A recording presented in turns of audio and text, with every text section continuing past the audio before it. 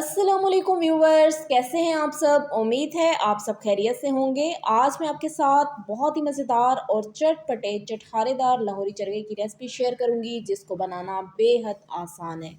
अभी क्योंकि मौसम बरसात है और बरसात के मौसम में हर किसी को चटपटे और चटखारेदार खाने अच्छे लगते हैं। तो जब कभी आपका दिल करे कि आप कुछ बहुत ही चटपटा और चटखारेदार खाएं, तो आपने इस रेसिपी को घर पे ज़रूर ट्राई करना है। और ये रेसिपी ट्राई करने के बाद अब आपको चरगा खाने के लिए कहीं भी बाहर जाने की ज़रूरत नहीं है, क्योंकि हम घर पे ही बाज़ार से भी ज़्यादा अच्छा और साफ़ सुथरा चरगा तैयार करेंगे।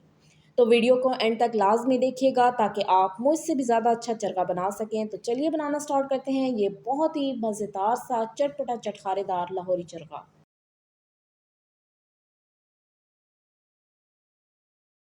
चरगा बनाने के लिए अब सबसे पहले यहाँ पे मैंने एक साबुत मुर्गी लिया है, जो कि वज़न में तकरीबन 1.5 किलोग्राम है। और इसको अच्छी तरीके से धोने के बाद मैंने खुश कर लिया है। अब सारे चिकन पे आपने अच्छे तरीके से डीप कट्स लगाने हैं। तो सबसे पहले मैं इसके चेस्ट वाले पार्ट पे डीप कट्स लगा लेती हूँ। तो यहाँ पे आपने कम से कम 4 और ज़्यादा से ज़्यादा आपने 6 कट लगाने हैं। इससे ये फ़ायदा होता है कि मसाला इसमें अच्छे तरीके से जज़्ब हो जाता है और आपका चरगा अंदर तक बहुत ही मज़ेदार, जूसी और चटखारेदार बनता है। कट्स आपने बहुत ही एहतियात के साथ और बिल्कुल इक्वल लगाने हैं, क्योंकि जितने अच्छे कट्स लगे होंगे चरगे की लुक उतनी ही अच्छी आएगी। चेस्ट पे कट्स लगाने के बाद अब आपने इसके लेग और थाई वाले पार्ट पे भी इसी तरीके से डीप कट्स लगा लेने हैं। और उसके बाद आपने चिकन को पलट के दूसरी साइड पे भी इसी तरीके से इस पे डीप कट्स लगा लेने हैं।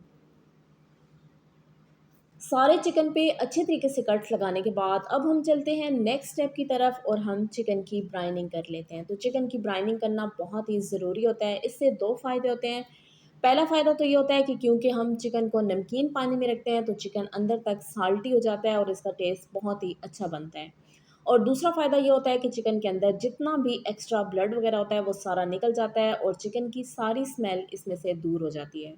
तो ब्राइनिंग करने के लिए अब सबसे पहले यहाँ पे मैंने एक बड़ा बोल ले लिया है और बोल के अंदर मैं तकरीबन 2 से 3 ग्लास पानी के शामिल कर देती हूँ। इसके बाद मैं इसमें 5 टेबल स्पून सफ़ेद सिरका शामिल कर देती हूँ। अगर आपके पास सिरका ना हो तो आप इसकी जगह लेमन जूस का भी इस्तेमाल कर सकते हैं। और इसके साथ ही मैं इसमें हाफ़ टेबल स्पून लहसुन अदरक का पेस्ट भी शामिल कर देती हूँ। और इसके बाद मैं इसमें 1 एंड हाफ़ टेबल स्पून नमक का शामिल करके इन सारी चीज़ों को अच्छी तरीके से मिक्स कर लेती हूँ। और जब ये सारी चीज़ें अच्छी तरीके से मिक्स हो जाएंगी तो मैं चिकन इसमें शामिल कर दूँगी और चिकन को आपने इस पानी में अच्छे तरीके से डिप कर देना है, ताकि इसका कोई भी पार्ट बाहर ना रह जाए। अब आपने चिकन को कवर करके 15 से 20 मिनट के लिए छोड़ देना है, ताकि इसकी ब्राइनिंग अच्छी तरीके से हो जाए। 20 मिनट हो चुके हैं मुझे चिकन को रखे हुए। अब इसमें जितना भी एक्स्ट्रा ब्लड होगा वो भी सारा इसमें से निकल चुका होगा और सॉल्ट भी इसमें अच्छी तरीके से जज़्ब हो चुका होगा। अब आपने इस चिकन को अच्छी तरीके से धो लेना है और धोने के बाद मैं आपको नेक्स्ट स्टेप में दिखाऊंगी कि आपने क्या करना है। तो देखिए व्यूवर्स, चिकन को मैंने अच्छी तरीके से धोने के बाद 8 से 10 मिनट के लिए स्ट्रेनर के अंदर ही रख दिया था, ताकि इसमें से सारा एक्स्ट्रा पानी निकल जाए। तो देखिए ब्राइनिंग इसकी बहुत ही अच्छी तरीके से हो चुकी है और चिकन का कलर भी टोटली चेंज हो चुका है। अब हम इसकी मैरिनेशन कर लेते हैं। तो उसके लिए यहाँ पे मैंने एक बड़ा बॉल ले लिया है और बॉल में मैं 1 कप भर के दही का शामिल कर देती हूँ। तो यहाँ पे आप दही कोई भी इस्तेमाल कर सकते हैं। आप टेट्रा पैक वाला दही भी इस्तेमाल कर सकते हैं, बाज़ार वाला भी, और घर वाला खालिस दही भी इस्तेमाल कर सकते हैं। अब हम इसमें कुछ मसाले शामिल करते हैं। तो बिल्कुल सिंपल मसाले इसमें जाएंगे, जो कि हर घर में किचन में मौजूद होते हैं। तो यहाँ पे मैंने 1 टेबल स्पून कुटी हुई लाल मिर्च ले ली है और हाफ़ टेबल स्पून मैंने पिसी हुई लाल मिर्च ले लिया है, ये मैं इसमें शामिल कर देती हूँ। इसके साथ ही मैं इसमें हाफ़ टी स्पून हल्दी पाउडर और 2 से 3 चुटकी ऑरेंज फूड कलर शामिल कर देती हूँ। अब इसमें जाएगा हाफ़ टेबल स्पून धनिया पाउडर और हाफ़ टेबल स्पून ज़ीरा पाउडर। और इसके साथ ही मैं इसमें half table spoon chaat masala और 1 टेबल स्पून मैं इसमें नमक का शामिल कर देती हूँ। और सबसे आखिर में चरगे के टेस्ट को एनहांस करने के लिए मैं इसमें 4 टेबल स्पून भर के शान लाहौरी चरगा मसाला शामिल कर दूंगी। तो अब ये सारी चीज़ें शामिल करने के बाद आपने इसको बहुत ही अच्छे तरीके से मिक्स कर लेना है, ताकि इसमें गुठलियाँ बिल्कुल भी ना हो और सारे मसाले दही में अच्छे तरीके से मिक्स हो जाएं। सारे मसालों और दही को अच्छे तरीके से मिक्स करने के बाद अब आपने इस मैरिनेड को अच्छे तरीके से चिकन के ऊपर लगा देना है। तो आपने कट्स के अंदर भी अच्छे तरीके से मल मल के इसको लगाना है, ताकि ये चिकन के अंदर अच्छे तरीके से जज़्ब हो जाए। एक साइड पे अच्छे तरीके से मसाला लगाने के बाद अब आपने चिकन को पलट के दूसरी साइड पे कर देना है और इसी तरीके से दूसरी साइड पे भी आपने अच्छे से मल के इसके ऊपर सारा मसाला लगा देना है। चिकन के ऊपर अच्छे तरीके से मसाला लगाने के बाद अब आपने इसे 2 घंटे के लिए फ्रिज में रख देना है ताकि इसकी मैरिनेशन बहुत ही अच्छी तरीके से हो जाए। और जितनी देर में चिकन की मैरिनेशन होती है उतनी ही देर में हम नेक्स्ट स्टेप की तरफ चलते हैं और आपको मैं बता देती हूँ कि नेक्स्ट स्टेप में अब हमने क्या करना है। अब क्योंकि हमने चिकन को स्टीम करना है तो उसके लिए यहाँ पे मैंने एक स्टीमर लिया है और इसके साथ ही यहाँ पे मैंने एक एल्युमिनियम फॉइल लेके उसको भी इस तरीके से गोलाई में काट लिया है। अब सबसे पहले आपने एल्युमिनियम फॉइल में छोटे-छोटे सुराख कर देने हैं, तो इससे ये फ़ायदा होता है कि चिकन के अंदर जितनी भी स्टीम जब बनती है, तो एक्स्ट्रा पानी जो होता है वो इन सुराखों के ज़रिए नीचे रिलीज़ हो जाता है और मसाला चिकन के ऊपर अच्छी तरीके से चिपका हुआ रहता है।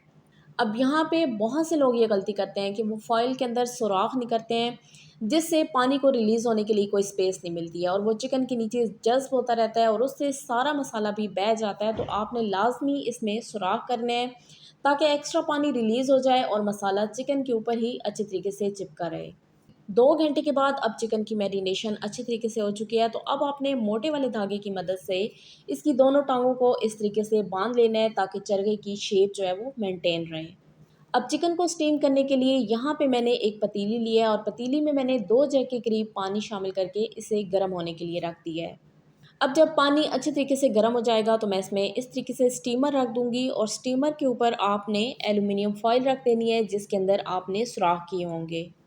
अब आपने बहुत ही एहतियात के साथ चिकन को उठा के पतीले में रख देना है और इस बात का आपने ध्यान रखना है कि कोई भी पीस देगचे के साथ ना लगे, क्योंकि इससे मसाले के बह जाने का ख़तरा होता है। और इसके बाद मैं इसके ऊपर बटर पेपर लगा देती हूँ। तो बटर पेपर लगाने का भी यही फ़ायदा होता है कि मसाला जो होता है वो अच्छे तरीके से चिकन के ऊपर ही लगा रहता है और वो बहता नहीं है। अब मैं पतीले को कवर कर देती हूँ और कवर करने के बाद आपने इसके ऊपर वेट रख देना है ताकि स्टीम इसमें अच्छी तरीके से बन जाए। फ्लेम को अब आपने यहाँ पे लो रखना है और कम से कम 20 मिनट के लिए आपने चिकन को अच्छी तरीके से स्टीम कर लेना है। 20 मिनट हो चुके हैं चिकन को स्टीम होते हुए। अब हम इसको चेक कर लेते हैं कि ये किस हद तक स्टीम हो चुका है। तो सबसे पहले आपने वेट को हटाना है और वेट को हटाने के बाद अब हम इसका ढक्कन उठाते हैं और चिकन को चेक कर लेते हैं। तो देखिए व्यूअर्स, माशाल्लाह से चिकन बहुत ही अच्छे तरीके से स्टीम हो चुका है। अब ये जो इस पे थोड़ा बहुत मसाला नीचे बह गया है, आपने इसको भी उठा के चिकन के ऊपर अच्छे तरीके से लगा देना है। और हम चलते हैं नेक्स्ट स्टेप की तरफ और अपने फाइनल स्टेप की तरफ। तो उसके लिए यहाँ पे मैंने एक कढ़ाई ली है और कढ़ाई में मैंने कुकिंग ऑयल डाल के इसे गर्म होने के लिए रख दिया है। अब जैसे ही ऑयल अच्छी तरीके से मीडियम गर्म हो जाएगा तो आपने बहुत ही एहतियात के साथ चिकन को उठा के इसमें शामिल कर देना है। अब यहाँ पे आपने एहतियात बहुत ही ज़रूरी करनी है, क्योंकि यहाँ पे ऑयल काफ़ी ज़्यादा गर्म होता है तो हाथ वगैरह जलने का ख़तरा होता है। तो बहुत ही एहतियात के साथ आपने चिकन को कढ़ाई में शामिल करना है। चिकन को फ्राई करते हुए फ्लेम को आपने मीडियम ही रखना है, क्योंकि चिकन ऑलरेडी अच्छे तरीके से गल चुका है। इसको सिर्फ हमने कलर देना है। तो 8 से 10 मिनट के लिए आपने इसे एक साइड से फ्राई करना है और जब ये एक साइड से अच्छे से फ्राई हो जाएगा तो फिर मैं इसको पलट के दूसरी साइड पे कर दूंगी और इसी तरीके से दूसरी साइड से भी मैं इसे 8 से 10 मिनट के लिए फ्राई कर लूँगी ताकि इसकी दोनों साइडों पे बहुत ही अच्छा सा कलर आ जाए। तो देखिए व्यूवर्स, चरखे को मैंने दोनों साइडों से बहुत ही अच्छे तरीके से फ्राई कर लिया है। माशाल्लाह से इस पे कलर भी बहुत ही अच्छा आया है, इसकी लुक भी बहुत ही अच्छी है और खुशबू भी माशाल्लाह से बहुत ही अच्छी आ रही है। अभी मैं इसको निकाल के साइड पे कर देती हूँ और इसके साथ ही हम इसकी थोड़ी-सी गार्निशिंग भी कर लेंगे और मैं आपको नेक्स्ट स्टेप में इसकी फाइनल लुक चेक करवाती हूँ।